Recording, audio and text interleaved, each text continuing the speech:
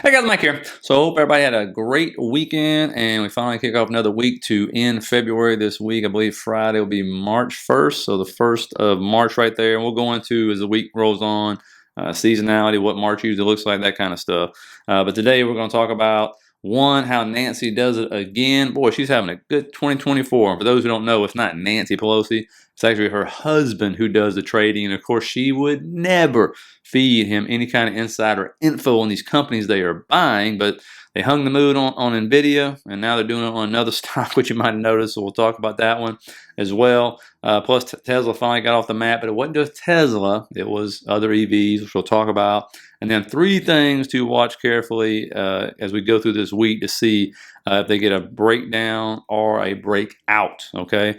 Now, of course, we talk about, the housing sector and things like that. So when data comes out, I like to give it to you and stuff. And I mean, boy, it's so one-sided, it's just insane. But this does not surprise me a bit. You see existing home sales, right? Well, who's loving life? It's the 1 million plus for the United States houses, right? Look at that. That's what's going up. All right, not the sales that are between 250 and 500K in the United States, which is more normal people, right? No, it's the million plus. And I know this for a fact because I got a guy in the banking industry who his dad deals in luxury and he loves life. And then he deals in normal everyday people like us, and he ain't liking life at all. And I'll talk about that in just a second. But, then you got new home sales, right? And you can see plus 1.5% month over month versus 3% was the estimate, 7.2% prior. Median new home price fell by about 2.6% year over year to 420,000. Average selling price around 534,000. But you can see not a boatload of movement going on there. And this is just one of those instances where I was asking my friend about it, and he was even saying, I just asked two people to get this, and he said most of the people aren't even renewing their license, right? Because refi is pretty much dead, and then home sales, unless it's new home sales, then not a whole lot, depending on where you're at. Certain areas are busier than others, but a lot of areas are not. I mean, so it's just a mess. I know some people in the business actually delivering DoorDash right now, trying to wait for a bounce back on this thing. They make more delivering DoorDash than they do working at the bank, trying to deal in the mortgage industry, which is kind of nuts. But let us know in the comments if you're in the industry and your area is doing a lot better than what they're doing and stuff. Matter of fact, a lot of banks, like one of my other neighbors, their wife finally got let go, but they've been expecting it because what are the banks doing? They're consolidating down and then laying off people because of AI and things of that nature as well. SoFi, these kind of banks that are coming online to be online banks, there's no reason for a lot of people. It's just the way it is. And so, but that leads us into our friend Nancy Pelosi, and once again, she has hung the moon, or her husband did, on now Pan W, which of course is Palo Alto Networks.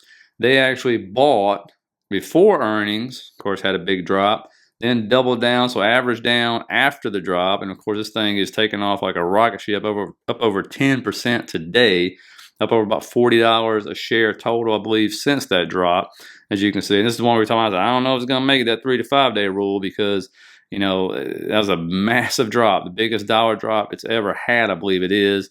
And so, no surprise there. But this is one of those days where, boy, it was high beta stuff. Bitcoin's going through the roof. All the crypto miners, your Affirms, your Upstarts, your Carvana. Then you got SoundHound and NNOX, which the two companies NVIDIA said they're invested in. And then you see your Hoods, your Holo, Lunar. Supposedly that craft they put on the moon tipped over sideways. Of course, this took a huge dump today. But what else was out doing all the major indexes as well? And guys, before we continue, if you could hit that like button for me, I sure would appreciate it. It helps people find this video and everything. And also, if you like the content, think about subscribing, guys. That will be small caps. And of course, what's it doing? Once again, just setting in this wedge, not a huge movement. I mean, 0.7% or whatever on the day. And so, one thing to look at on this one, again, this could just keep wedging here, which would be a very small range, right? Up and down of about 2.5%. And so, we've seen this play out before, did it a while back. And then we'll either get our breakdown, break up, unless something happens before that. But the one thing to pay attention to is look where the 50 moving average is right now. Can you see it? Now it is literally linked with this ascending trend line right here. So that gives it even extra support. So not only is it support, but also it means if it breaks, it's even a bigger break, right? Because the 200, 100 are down there around 187 right now. And plus, the good thing is you also have not only support there, but you can see the volume profile. Why? Because if you scroll over to the left, obviously that's where all those tops were put in before it sold back down. So it does have decent support if it starts to show weakness and stuff like that. And so that's a good thing. So really, I mean, everything, it tends to be pointing up. You're seeing maybe some rotation back into it as we wedge up. So let me know in the comments you think it's going to break up or down. Again, needs to break the 2023 high. That's what you're looking for. Once that breaks, should get a nice move. Now in video, we know it's important, right? No doubt, holding the stock market up, save the stock market, however you want to put it. This thing has gotten so big that if you exclude the top 11, which Mexico is about to get broken, NVIDIA is worth more than all those other countries' GDPs right there. And of course, it'll pass Mexico's GDP in a matter of months, probably Canada in the next 6 months. So, that's just amazing to see how valuable this company has become. And you can see when you look at this, obviously the big move up on earnings, move up the next day, hit that trend line, which has been in place all year now. Kind of starting to trade sideways and consolidate. The big thing is the 5-day moving average. It loves to follow that 5-day moving average. When it closes below it, that's when we're going to start seeing some form of weakness, whether it lasts 2, 3, 4 days, whatever it is. But right now, that's not even in the cards right now. But again, you can see that's what it loves to keep bouncing up, moving up on. But the 5-day moving average has to catch up to it because of that huge gap up. But you can see in the past here, when it does a counter close below that, that's when we start to show decent weakness between anywhere from 3 to 10%, depending on what time frame that's happening. The other one to look at, but again, the only level to worry about is 748.28. Okay, that was the previous high before this gap up on earnings. If that breaks down, then you'll get a much more decent move down. And then, of course, SMCI, its little sister or brother, even though its price is higher, its market cap is nowhere near it. Look at this one, is another one. Same thing on the 5-day moving average. It breaks down below it. You get the big move down. Right now, it's just basically trailing right on it right there. Looking at this one on the hourly and stuff, I got this little line marked out because it likes to fill gaps. And usually on those gaps is when you'll get the bounce and stuff. You can see it's done it in the past multiple times. And so we'll see. I don't know if it'll get down there or not. But when you look at this, I'm going to draw another trend up here at the very top here. It's got 2 touches. I'm looking for a 3rd touch to see if we get another rejection. And a lot of people got this pegged to say, maybe goes to 1100 at some point in time this year, whether that's now, whether it's the end of the year. We'll have to see and everything. But I'm going to mark this out anyway just to see if this moves up, gets another rejection down. Finally decides to move that gap. Again, this is a trader's dream. They're running it up with puts, running it up with calls, running it down with puts, that kind of stuff. And some people are just buying the commons up and down. So, we'll see where that one goes tomorrow. Tesla finally got the meshes, started to move up today. But it wasn't just Tesla, and we'll look at the rest of them in just a second. It was really an EV day, right? But the thing you need to break is around 203-ish. That wasn't last week's high. It was the previous week's high, or the monthly high is a better way to look at it. And if that breaks, we'll finally fill that gap to 207. From there, we'll see where we go. But let's just get the gap fill first, going around 207. But again, 203 first, then 207. But again, like I said yesterday, this to me is just a broadening wedge right here. So if we can get the gap fill to 207, we could probably move up to around 215 if we continue to move up right there. But again, it wasn't just like Tesla that was actually moving there or anything. It started off when you had Li Auto report earnings. Lucid had some news come out. And so you can see all of these are green. Li Auto got NIO and XPV. XPV, that is green. And you can see Li Auto's 4th quarter results surge annually driven by 185% jump in vehicle deliveries. So that got the Chinese EVs going. And then Lucid came out, and they have enough trouble producing and selling cars in this country, but supposedly they're gonna, expand into Europe, and so maybe they'll do even better over there. It's amazing to see that. But good time for EVs, so all of them are moving today. And then moving on to Google, you see it broke down out of this wedge right here. Had about a 4% move down today. And what drove this down was not fundamentals or anything, was strictly news. And so remember they had that Gemini problem when they tried to roll it out. So of course they're going to try to relaunch Gemini, AI tool, and they're also griping about Microsoft having some kind of monopoly on cloud and things of that nature. So that's really not helping them. But when you go back to the chart and stuff and look at this right here, you can see as long as you don't break right around 137.03 right there, you're fine. If you get a bounce from there, if you break that, obviously you're going to a new lower low right there. You can already see the lower highs being set right there on the daily. And so that would definitely not be a good thing, as this thing has moved up quite nice since November. And so we'll see, because now when it starts to move back up, that trend line and 143.29 will be resistance. Now, a group of stocks to watch out for is going to be your biotech stocks. XBI, for example, is an ETF.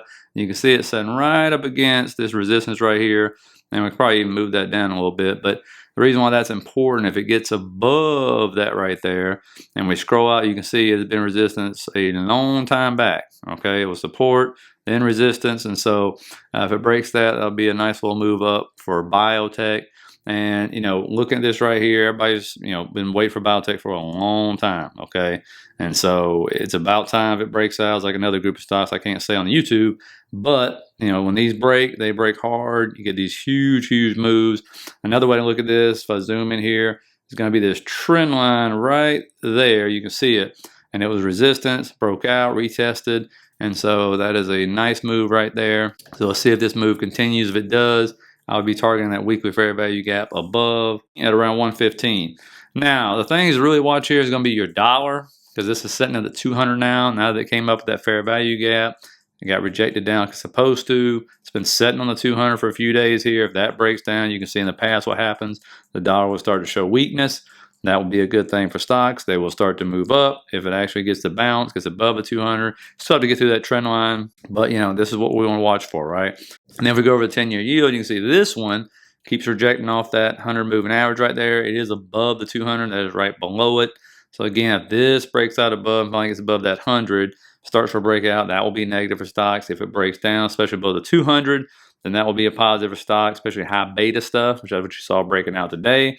And then U.S. oil, right? This one right here, you can see, cannot get above that 200, stay above it. So it's just grinding right up against it.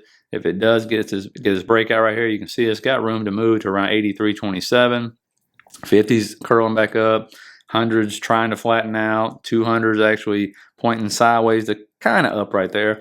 And of course, that'll start rallying oil stocks and things like that. Then your earnings coming in tomorrow. You're going to have a Norwegian Cruise Line, AutoZone, Lowe's, and then Lending Tree, as well as Macy's. So some retail stuff going on here. Then you have Devon Energy, First Solar, and then Beyond Meat and Lemonade, Splunk, and Virgin Galactic. So some high beta stuff going on at the end of the day right there. Let me know if you're going to be gambling on any of those right there. And then when we look at a lot of different economic data, I don't know if any of it's going to affect the market really. But pre-market, you're going to have a lot of housing data, right? Your prices, your S&P, Case-Shiller home prices as well. Fed borrow speak, pre-market, and then of course you'll have CB consumer confidence, Richmond Fed manufacturing. This is going to be after the bell opens. Dallas Fed services index and revenues. A 7-year note auction, which you would think would not be a problem at 1 o'clock, but nothing that should really affect the market too much at all. And so I mean, you kind of saw that today when there really wasn't any news, and the S&P and Nasdaq were kind of like, you know, while small caps and high beta stuff kind of took off a little bit today. So that's something to watch. Again, with Bitcoin going to the moon right now, we'll see, you know, if this tide, this money rolling into all this high beta stuff is going to keep going. Did you ever notice when high beta stuff kind of rolls, the Mag 7 are kind of like, we're okay, right? And then as obviously the high beta stuff starts to roll off, then you have your Mag 7 start to roll. So we'll see which way they want to take it and stuff. Again, last week of February. So, you know, in March, even though March is kind of mixed. I'll go over the seasonality part of it, because between February and March, that's usually when you get a nice sell-off. Maybe that 3% sell-off was the sell-off. Maybe that's what it was. What to see. Let me know what you think in the comments. I'm actually going to be looking into my little book tonight, the Trader's Almanac, and see what it's got to say about March coming up here. But again, right now, we're not really following the presidential seasonality chart at all. And so, you know, that's because all of a sudden you have this AI pump going on at the same time, right? So when you have a big pump or bubble, whatever you want to call it, seasonality can go out the window, right? So maybe that's what's happening. We'll have to see. So anyway, hope you guys got some out of it. Hit that like and subscribe button. Appreciate all you guys, and I will see you tomorrow.